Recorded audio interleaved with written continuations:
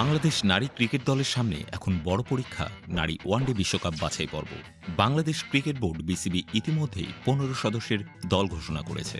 আগামী ৩ এপ্রিল তারা লাহোরের উদ্দেশ্যে দেশ ছাড়বে, যেখানে আগামী ৫ এপ্রিল থেকে ১৯ এপ্রিল পর্যন্ত অনুষ্ঠিত হবে বাছাই পর্বের মূল ম্যাচ। এবারের বাছাই পর্বে ৮টি শক্তিশালী দলের বিপক্ষে লড়াই করার সুযোগ রয়েছে বাংলাদেশের, যার মধ্যে West Indies, Ireland, Scotland, Thailand এবং স্বাগতিক পাকিস্তান সহ আরও দল রয়েছে। এই প্রতিযোগিতায় দুটি দলের জন্য থাকবে বিশ্বকাপের মূল আসরে খেলার টিকিট। তাই এই টুর্নামেন্টে বাংলাদেশের লক্ষ্য শুধু জয় নয়, বরং বিশ্বকাপের মূল আসরে যাওয়ার স্বপ্নকে বাস্তবে পরিণত করা।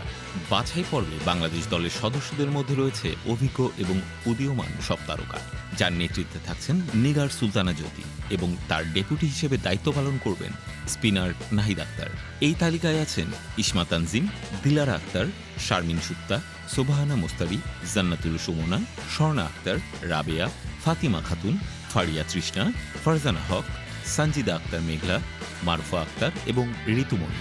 এই প্রতিভাবান ক্রিকেটাররা সবাই বিশ্বকাপের স্বপ্নকে সার্থক করতে একসঙ্গে লড়বে।